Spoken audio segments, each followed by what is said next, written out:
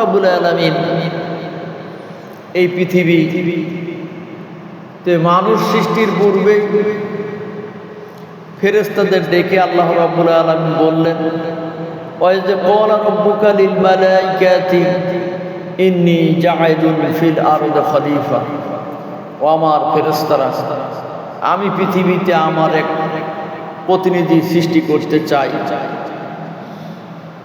যারা আমার খিলাফত, আমার হুকুম অনুযায়ী পৃথিবী পরিচালনা করবে, এরকম একটি জাতি যাদের নাম হয় মানুষ, ইনসান, এই জাতি সৃষ্টি করতে চাই। ফেরেশতারা সেদিন আপত্তি করেছিল, বলেছিল, কলু আতাজালু মাইয়ুফসিদু ওয়া ইয়াসফিকুদ দিমা। আল্লাহ, তুমি এমন একটি জাতি কি সৃষ্টি করতে চান যারা হানাহানি মারামারি করবে, রক্তপাত করবে, পৃথিবীতে বিপর্যয় অশান্তি সৃষ্টি করবে। আল্লাহ বললেন, ইন্নী আ'লামু মা লা তা'লামুন। হে আমার ফেরেশতারা, আমি যা জানি তোমরা তা জানো না। ফেরেশতারা আল্লাহর কাছে অভিযোগ এই জন্যই দায়ের করলেন, আল্লাহর কাছে এই কথা এই জন্যই বললেন, কারণ মানুষ সৃষ্টির পূর্বে পৃথিবীতে আরেকটি জাতি বসবাস করত, যারা জিন জাতি। তারা সারা পৃথিবী অশান্তি সৃষ্টি করে, হানাহানি রক্তপাত করে পৃথিবী এক অশান্তির আবাসস্থলে পরিণত করেছিল। আল্লাহ সে জাতিকে ধ্বংস করলেন। তারই অভিজ্ঞতার আলোকে ফেরেশতারা বলেছিল, আল্লাহ আবার কোন জাতি সৃষ্টি করবেন, তারা ওই রকম হানাহানি মারামারি রক্তপাত করে। আল্লাহ রাব্বুল আলামিন তাদের প্রতি উত্তরে এই কথাই বলেছিলেন। এই জন্য আল্লাহ চান, ইনিল হুকমু ইল্লা লিল্লাহ।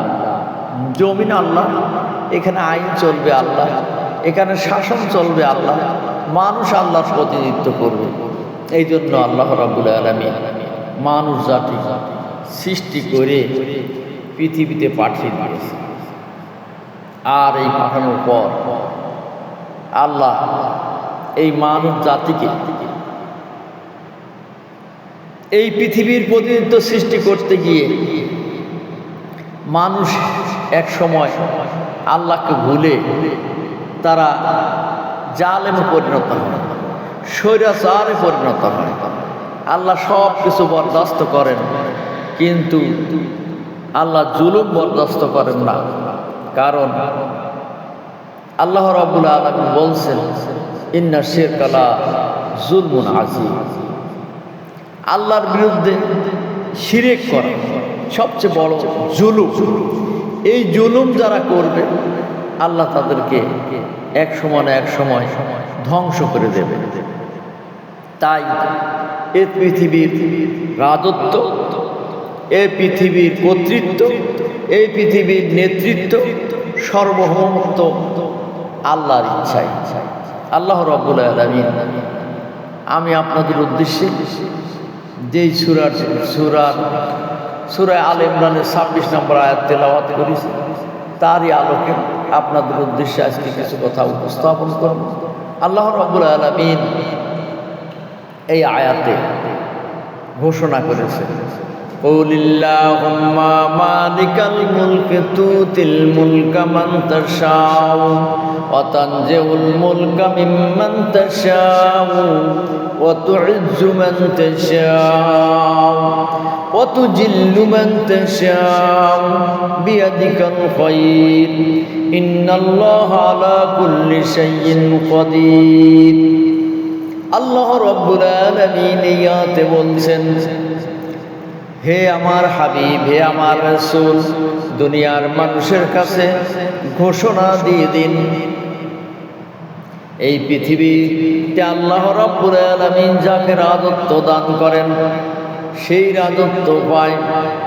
এ আর কথার প্রেক্ষাপট, ঐতিহাসিক পটভূমি হলো আল্লাহ রাসূল সাল্লাল্লাহু আলাইহি ওয়াসাল্লাম মক্কা থেকে যখন মদিনায় হিজরত করেন, মদিনায় হিজরত করার পর মুসলমানদের আত্মরক্ষার্থে উহুদ, বদর, খন্দক, তাবুক এই ধরনের অসংখ্য যুদ্ধই ফেস করতে হয়েছে। অসংখ্য যুদ্ধ প্রতিরোধমূলক ব্যবস্থা গ্রহণ করতে হয়েছে। খন্দকের যুদ্ধ, যেটাকে পরীক্ষা যুদ্ধ বলা হয়, বাংকার খননের যুদ্ধ বলা হয়। আল্লাহ রসুল সাল্লাল্লাহু আলাইহি ওয়াসাল্লাম 1700 সাহাবী নিয়ে রাত দিন পরিশ্রম করে মদিনার চতুর্পাশেই পরীক্ষা বা বাংকার খনন করার কাজ চলছিল। এত দূর প্রশস্ত ছিল, একটি দ্রুতগামী ঘোড়া লাফ মেরে ওপারে যাওয়ার ক্ষমতা রাখে না। এই রকম অবস্থা সৃষ্টি হয়েছিল। আল্লাহ রসুলের প্রিয় সাহাবী হযরত সালমান ফারসি রাদিয়াল্লাহু তাআলা আনহু আল্লাহ রসুলকে পরামর্শ দিয়েছিলেন, ইয়া রাসূলুল্লাহ, ইয়া হাবিবাল্লাহ, বাংকার খননের দ্বারায় আমরা প্রতিরোধমূলক ব্যবস্থা গ্রহণ করতে পারি। তার কথা আল্লাহ রসুল এবং সমস্ত সাহাবীরা সর্বসম্মতিক্রমে সম্মত হয়ে বাংকার খনন শুরু করে দিলেন। এই বাংকার খনন করতে গিয়ে আল্লাহ রসুলের কয়েক ওয়াক্ত নামাজ পর্যন্ত কাজা হয়ে গিয়েছিল। সাহাবীদের অক্লান্ত পরিশ্রম করে ভাগ ভাগ করে বাংকার খনন করছিল। আল্লাহ রসুল নিজের জন্য এক ভাগ নিলেন, সেখানে আল্লাহ রসুল কাজ করছিলেন। ক্ষুধার্ত অবস্থা, খাওয়ার সময় নেই, অভাবের তাড়না, ক্ষুধার যন্ত্রণায় অস্থির হওয়ার পরও শত্রু এসে যেতে পারে দ্রুত। এই বাংকার খননের কাজ চলছিল। এক পর্যায়ে আল্লাহ রসুল সাল্লাল্লাহু আলাইহি ওয়াসাল্লামের এক সাহাবী হযরত জাবির রাদিয়াল্লাহু তাআলা আনহু আল্লাহ রসুলের অবস্থা দেখে তিনি মর্মাহত হলেন। স্ত্রীর কাছে গিয়ে বললেন, ও আমার প্রিয়তমা স্ত্রী, ঘরে কোনো খাবার আছে কিনা? স্ত্রী বলল, কয়েক কেজি আটা আছে, আর আমাদের বাড়িতে ছোট্ট একটি ছাগল আছে। হযরত জাবির ছাগলটি জবাই করলেন, স্ত্রীকে রান্না করার জন্য প্রস্তুত করে দিলেন, আর আটায় খামির মাখিয়ে আটার রুটি বানানোর নির্দেশ দিলেন। বললেন, আল্লাহ রসুল কয়েকদিন না খেয়ে আল্লাহ রসুলকে আমি দাওয়াত করতে গেলাম। যাওয়ার সময় স্ত্রী বলল, ওগো শোনো, কয়েক কেজি আটার রুটি আর ছোট্ট একটি ছাগলের গোশত তুমি যেন অনেক লোক দাওয়াত দিয়ে নিয়ে আইসো না। আল্লাহ রসুলের সাথে যে একজন আসবে। জাবির রাদিয়াল্লাহু তাআলা আনহু স্ত্রীর কথা মতো কি আল্লাহ রসুলের কাছে বললেন, ইয়া রাসূলুল্লাহ, ইয়া হাবিবাল্লাহ, আমার বাসায় আপনার দাওয়াত, আপনি কয়েকজন সাথী নিয়ে চলুন। আল্লাহ রসুল উঠলেন, উঠে বললেন, হো আমার প্রিয় সাথীরা, যারা বাংকার খনন করছো, সব একত্রিত এসো, তোমাদের ভাই জাবির তোমাদের দাওয়াত দিয়েছে। আল্লাহ রসুলের এই দাওয়াতের কথা শুনে জাবির রাদিয়াল্লাহু তাআলা চিন্তায় পড়ে গেলেন। আল্লাহ রসুল জাবিরকে বললেন, ও জাবির, তুমি যাও, তোমার স্ত্রীকে রুটি বানাতে বলো, আর উনুনে হাঁড়ি দিয়ে যে গোশত রান্না করা হয়েছে গোশত রান্না করতে বলো। হাঁড়ি গোশত উনুনেই থাকবে, রুটি বানাতে বলো, যাও, যেন না তোলা হয় উনুন থেকে। এই অবস্থায় জাবির বললেন, ও আমার প্রিয়তমা স্ত্রী, আল্লাহ রসুলকে কয়েকজন সাথে নিয়ে আসতে বলেছিলাম, কিন্তু আল্লাহ রসুল বাংকার খননের সকল লোককে দাওয়াত দিয়েছেন। স্ত্রী বলল, আজকে কি লজ্জায় পড়তে হবে, কয়েক কেজি আটার রুটি আর কয়েক কেজি ছাগলের গোশত কয়জনকে আমি দেব? আজকে অপমান হতে হবে। আল্লাহ রসুল আসলেন, ধামাই করে বা কাঠাই করে যে রুটি তৈরি করা হয়েছে, আল্লাহ রসুল সেখানে বসলেন, হাঁড়ির সামনে নিয়ে বসলেন, বসে বললেন, ও জাবির, তোমরা তোমার ভাইদের সব নিয়ে পরিবেশন করতে থাকো। এমত অবস্থায় আল্লাহ রসুল রুটি তুলে দিতে লাগলেন আর গোশত তুলে দিতে লাগলেন। সমস্ত সাহাবী খানা খেলেন তৃপ্তি অনুযায়ী, পেট ভরে খানা খেলেন। পরে জাবির রাদিয়াল্লাহু তাআলা আনহুর পরিবার লোকেরা খেলো। আল্লাহ রসুল বললেন, সবাই কি তৃপ্তি অনুযায়ী পেট ভরে খেয়েছো? সকলে বলল, ইয়া রাসূলুল্লাহ, আমরা তৃপ্তি অনুযায়ী পেট ভরে খানা খেয়েছি। আল্লাহ রসুল সাল্লাল্লাহু আলাইহি ওয়াসাল্লাম নিজে খেলেন, কিন্তু খাওয়ার পর দেখা গেল অতগুলি রুটি তার ধামায় থেকে গেল, আর অত পরিমাণ গোশত হাঁড়িতে থেকে গেল। পরিসংখ্যান করে দেখা গেছে সেখানে 1700 সাহাবী ছিল। আল্লাহ রসুল সাল্লাল্লাহু আলাইহি ওয়াসাল্লামের এটা ছিল রসুলের মুজিজা। বলেন সুবহানাল্লাহ। আল্লাহ রসুল এই পরীক্ষা খনন করতে গিয়ে পরীক্ষার ভিতরে একটি পাথর বেঁধে যায়। সাহাবীরা বলল, ইয়া রাসূলুল্লাহ, এর নিচে এক খণ্ড পাথর চেপে আছে, এই পাথর আমরা সরাতে পারছি না। আল্লাহ রসুল গেলেন, কুঠার হাত নিলেন, ওই পাথরে আঘাত করার সঙ্গে সঙ্গে পাথর খণ্ড খণ্ড হয়ে গেল। পাথর থেকে আলো ছড়িয়ে রোম এবং পারস্যের দিকে বিচ্ছুরিত হলো। আল্লাহ রসুল বললেন, ও আমার প্রিয় সাথীরা, অচিরেই তোমরা দেখবে এই রোম পারস্য মুসলমানদের বিজয় আসবে। এই কথা শুনে ইহুদি খ্রিস্টানরা ঠাট্টা বিদ্রুপ করতে লাগলো যে মদিনার সামান্য রাষ্ট্রপতি হয়ে রোম পারস্যের দিকে হাত বাড়ায়।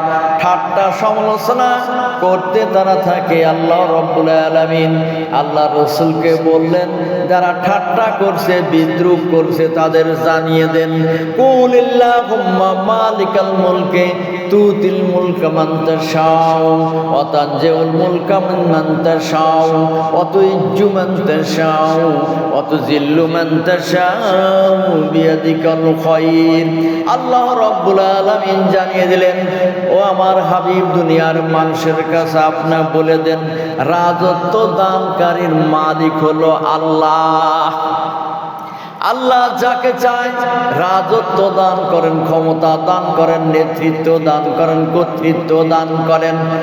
অতানজিউল মুলকা মিম্মান তাশাউ, আবার যখন তার ইচ্ছা তিনি রাজত্ব কেড়ে নেন। ঠিক কিনা? রাজত্ব তিনি কেড়ে নেন। আল্লাহ বলছেন, অতুইজ্জু মান তাশাউ, আমি যাকে ইচ্ছা সমাজের বুকে সম্মানিত করি। আল্লাহ রসুল সাল্লাল্লাহু আলাইহি ওয়াসাল্লাম বলেছেন, আল্লাহ রব্বুল আলামিন যখন কোনো মানুষকে সম্মানিত করেন, কোনো মানুষের আমলের দ্বারা আল্লাহ সন্তুষ্ট হয়ে যান, তখন জিবরাইল আলাইহিস সালামকে ডেকে বলেন, ও জিবরাইল, আমি আমার অমুক বান্দার প্রতি সন্তুষ্ট, তুমিও তার প্রতি সন্তুষ্ট হয়ে যাও। তখন আল্লাহর সেই বান্দার প্রতি আল্লাহ এবং আল্লাহর ফেরেশতা জিবরাইল সন্তুষ্ট হয়ে আসমান জমিনের সমস্ত ফেরেশতাদের ডেকে ডেকে বলেন, ও ফেরেশতারা, আল্লাহর অমুক বান্দার পরে আল্লাহ সন্তুষ্ট, আমিও সন্তুষ্ট, তোমরাও সন্তুষ্ট হয়ে যাও। এই জন্য সমস্ত মানুষের কাছে আকাশ বাতাস আসমান জমিন সকলের কাছেও প্রিয় পাত্র হয়ে যায়। এই জন্য সন্তুষ্ট অর্জন করার মালিক হলো আল্লাহ। আল্লাহকে সন্তুষ্ট করলে সারা পৃথিবীর বুকে ওই ব্যক্তি সম্মানিত হয়ে যায়। ঠিক কিনা? এই জন্য আল্লাহর কাছে ধর্ণা দিতে হবে, আল্লাহর ইবাদতের মাধ্যমে আল্লাহর সন্তুষ্টি অর্জন করতে হবে। তাই আল্লাহ বলছেন, অতুইজ্জু মান তাশাউ, আমি যাকে ইচ্ছা পৃথিবীর বুকে সম্মানিত করি। অতুযিল্লু মান তাশাউ বিয়াদিকাল খায়র, আবার যার থেকে ইচ্ছা সম্মান আমি তাকে কেড়ে নিই, সমাজের বুকে লাঞ্ছিত অপমানিত পদদলিত করি। সমস্ত কল্যাণ, সমস্ত রহমত, সমস্ত বরকত, সমস্ত প্রশান্তি সব আল্লাহ রাব্বুল আলামিনের হাতে। আপনারা লক্ষ্য করবেন, আমাদের এই বাংলাদেশের প্রেক্ষাপটে লক্ষ্য করে দেখেন, আমাদের দেশে একজন স্বৈরাচারী শাসক জোর করে নির্বাচন পদ্ধতিকে, গণতন্ত্রকে হত্যা করে নিজের ক্ষমতা পাকাপোক্ত করেছিল। তার মন্ত্রী এমপিরা হাজার হাজার কোটি বিলিয়ন বিলিয়ন ডলারের মালিক হয়েছিল। বাংলাদেশ থেকে টাকা অর্থ পাচার করে বিদেশে বেগমপাড়ায়, কানাডায়, রাশিয়ায় এবং আরব আমিরাত, আমেরিকা, বিভিন্ন দেশে তারা অর্থবিত্তের পাহাড় গড়েছে। এই অর্থবিত্ত তাদেরকে অমর করে রাখবে তারা ভেবেছিল। এই অর্থের পাহাড় গড়েছিল, দুর্নীতি করে মানুষকে হত্যা লুণ্ঠন করেছে, মানুষকে নির্যাতন করেছে, গুম করেছে, খুন করেছে, মানুষকে নির্যাতনের সেল আয়না ঘর নামক ঘর তৈরি করে মানুষকে নির্যাতন করেছে। মানুষকে বছরের বছর আটকে রেখে নির্যাতন করে যারা মারা গেছে তাদের কঙ্কালগুলি মানুষ আজ দেখছে। এইগুলি নির্যাতন করে তারা চেয়েছিল মানুষকে, তার প্রতিপক্ষ ব্যক্তিদেরকে নির্যাতনের মাধ্যমে, হত্যার মাধ্যমে, গুমের মাধ্যমে তারা তাদের পাক ক্ষমতাকে পাকাপোক্ত করে রাখবে। কিন্তু আল্লাহ বলছে না, অতানজিউল মুলকা মিম্মান তাশাউ, আমি রাজত্ব দান করি, আবার এই রাজত্ব যখন চাইবো কেড়ে নিতে পারি। কিন্তু ওরা ভেবেছিল আমাদের রাজত্ব কাটতে পারবে না কেউ। শেষ মুহূর্তে রাজত্ব যখন চলে যাচ্ছে তখন বলছে কঠোর হস্তে দমন করো। নিষ্পাপ শিশুদেরকে হত্যা করা হয়েছে, যাদের রক্তে রাজপথ রঞ্জিত হয়েছে। নিষ্পাপ আবু সাইদকে হত্যা করা হয়েছে।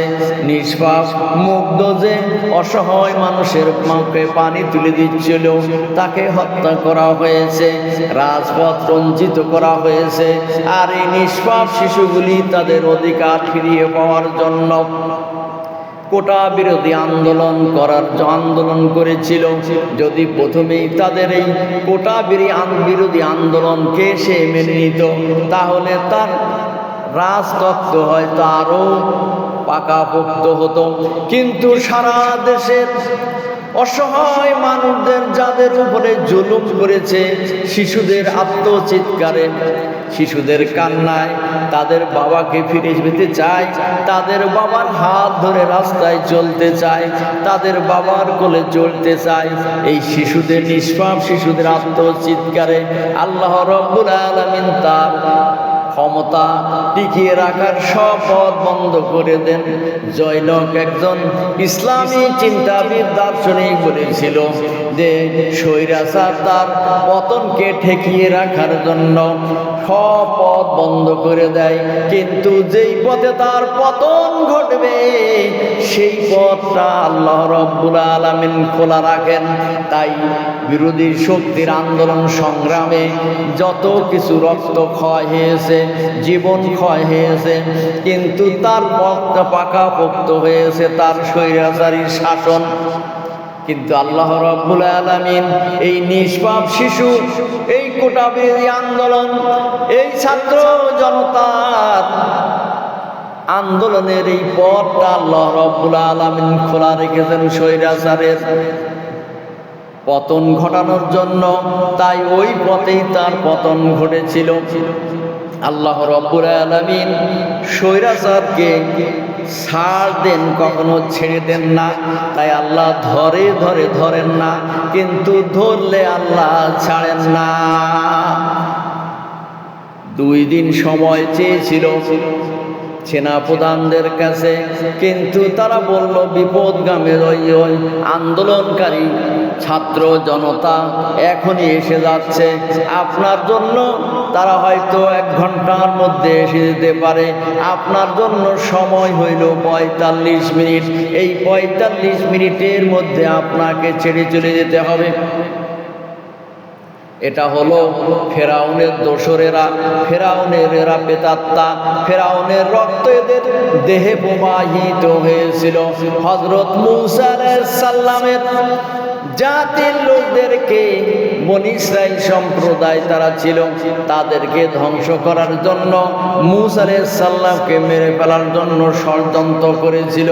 মূসা আলাইহিস সালাম আত্মরক্ষার্থে তিনি নীল দরিয়ার সামনে হাজির হলেন। আর ফেরাউন টের পেয়ে গেল পেছনে ফেরাউনের বিশাল সৈন্যবাহিনী ছুটে চলে আসছে, মূসা এবং তার সঙ্গীদেরকে হত্যা করবে। আর সামনে নীল দরিয়া, এই দরিয়া পাড়ি দিয়ে ওপারে যাওয়ার কোনো ব্যবস্থা নেই। মূসা আলাইহিস সালাম বললেন, ও আমার রব, পেছনে ফেরাউনের সৈন্য সামন্ত আর সামনে নীল দরিয়া, আমাদের বাঁচার পথ তো আর নেই। আল্লাহ রাব্বুল আলামিন বললেন, ও মূসা, তোমার হাতের লাঠি দ্বারায় পানিতে আঘাত করো। আঘাত করার সঙ্গে সঙ্গে 12টা সম্প্রদায় ছিল, 12টি রাস্তা তৈরি হয়ে গেল। এই রাস্তা দিয়ে মূসা আলাইহিস সালামের সঙ্গী সাথীরা সব পার হয়ে চলে গেল। ফেরাউন চিন্তা করলো, আমি ওপারেই চলে যাব, গিয়ে মূসার সঙ্গী সাথীদেরকে হত্যা করব। কিন্তু ফেরাউন যদি ওখানেই থেমে যেত, এপারেই থেকে যেত, ফেরাউন বেঁচে যেত। কিন্তু আল্লাহ রাব্বুল আলামিন তাকে ওই পথে নীল দরিয়ায় ডুবিয়ে মেরে তার পতন ঘটাবেন, তাই ওই পথ খোলা ছিল, তাই দৌড়াতে লাগলো। আজকের সারা পৃথিবীর যারা স্বৈর শাসক, এরা হলো ফেরাউন, নমরুদ, সাদ্দাদ, হামান, কারুনের বংশধর, উতবা, শাইবা, আবু জেহেল এর বংশধর এরা। এদের রক্তে, ওদের দেহে ওই রক্ত প্রবাহিত হচ্ছে। এই জন্য এরা হলো তাদের প্রেতাত্মা, তাদের বংশধর। এদের রক্তে সেই ফেরাউনের রক্ত প্রবাহিত হচ্ছে। ফেরাউন যেমন ওই সময় মূসা আলাইহিস সালামের এবং বনী ইসরাইল সম্প্রদায়ের লোকদেরকে হাজার হাজার শিশুকে তারা মায়ের কোলে চিরে ফেলেছিল, হত্যা করেছিল, যে কোনো পুরুষ দুনিয়াতে বেঁচে রাখা যাবে না, মূসাকে ঠেকাতে হবে। কিন্তু মূসা আলাইহিস সালামকে আল্লাহ রাব্বুল আলামিন ঠিকই বাঁচিয়ে রাখলেন। কবিতায় বলেন, যেথায় ছিল প্রাণের ভয়, সেটা পেল সে আশ্রয়, দুশ্মনেরই হাত হতে বাঁচাইলেন প্রাণ। মূসাকে আল্লাহ রাব্বুল আলামিন ফেরাউনের বাড়িতে লালন পালন করার ব্যবস্থা করে দিলেন। সেখান থেকেই তিনি লালিত পালিত হয়ে বড় হলেন এবং ফেরাউনকে শায়েস্তা করার জন্য আল্লাহ রাব্বুল আলামিন যোগ্যতা ক্ষমতা দান করলেন। ফেরাউন ধ্বংস হলো। আজকের জামানায় যারা ওইভাবে নিষ্পাপ শিশুদেরকে হত্যা করলো, তারাও হলো ফেরাউনের বংশধর, ঠিক কিনা? এই জন্য আল্লাহ রাব্বুল আলামিন বলছেন, ইন্নাল্লাহা আলা কুল্লি শাইইন কাদির, সমস্ত ক্ষমতার মালিক হলো আল্লাহ, ক্ষমতার উৎস রব আল্লাহ রাব্বুল আলামিন। আমাদের সমাজে অনেকে বলেন সমস্ত ক্ষমতা জনগণের, কিন্তু এই স্বৈরাচারী শাসকের যে সমস্ত সমর্থকরা ছিল, টাকা পয়সা, গাড়ি বাড়ি, বিত্ত বৈভব, অঢেল সম্পত্তির মালিক হওয়া সত্ত্বেও তাদের সেই ক্ষমতা তাদেরকে আর ক্ষমতার মসনদে বসিয়ে রাখতে পারল না। এই জন্য আসুন আমরা আল্লাহর পথে ফিরে আসি, আল্লাহ রসুলদের পথ অনুসরণ করি। কুলিন কুনতুম তুহিব্বুনাল্লাহ, আল্লাহ রাব্বুল আলামিন বলছেন, হে রসুল, যারা আল্লাহর ভালোবাসার দাবি করে তারা যেন আপনার অনুসরণ করে। রসুলের অনুসরণ করলে আল্লাহ রাব্বুল আলামিন জিন্দেগীর গুনাহ খাতাগুলি ক্ষমা করে দেবেন। আর যারা এই গুণ অর্জন করবেন, তো মেনুনা বিল্লাহ, আল্লাহর পরে বিশ্বাস, আর রাসূলিহি, রাসূলের আনুগত্য করবে,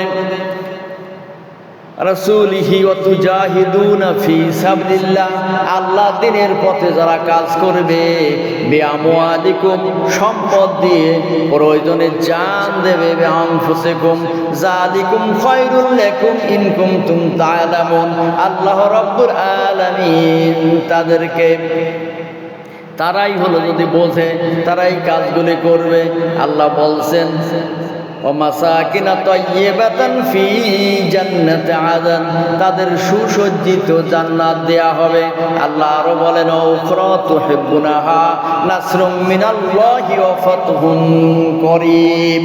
মুমিনরা যারা ওই গুণগুলি অর্জন করবে, আল্লাহকে বিশ্বাস করবে, আল্লাহর রাসূলের আনুগত্য করবে, আল্লাহর রাস্তায় কাজ করবে, জান এবং মাল দেবে এবং প্রয়োজনে আল্লাহর রাস্তায় বুকের তাজা রক্ত রাজপথে ঢেলে দেবে, আল্লাহ রাব্বুল আলামিন ওদেরকে বিজয় দেবেন আর ওদেরকে দ্রুত সাহায্য করবেন। শর্ত হলো এই সাহায্য যারা সাহায্য পেতে হলে অবাশিরিল মুমিন হতে হবে। আসুন আমার এই সংক্ষিপ্ত আলোচনার পরিসরে আমি আপনাদের প্রতি উদ্যত আহ্বান জানাচ্ছি, আমরা আল্লাহকে বিশ্বাস করব, আল্লাহর রাসূলকে স্বীকার করব, আল্লাহর পথে কাজ করব এবং প্রয়োজনে আমরা অর্থ দেব, প্রয়োজনে জান দেব। তাহলে আল্লাহ রাব্বুল আলামিন আমাদেরকে জান্নাত দান করবেন, দুনিয়ায় শান্তি দিবেন আর পরকালে জাহান্নামের আযাব থেকে মুক্তি দিয়ে আল্লাহর সুখময় স্থানে আমাদের আল্লাহ দান করবেন সুখময় স্থান। এই জন্য আসুন আমরা এই লক্ষ্যে কাজ করি। আল্লাহ রাব্বুল আলামিন আমাদেরকে তার দ্বীনের জন্য কবুল করুন, সকলুন আমিন।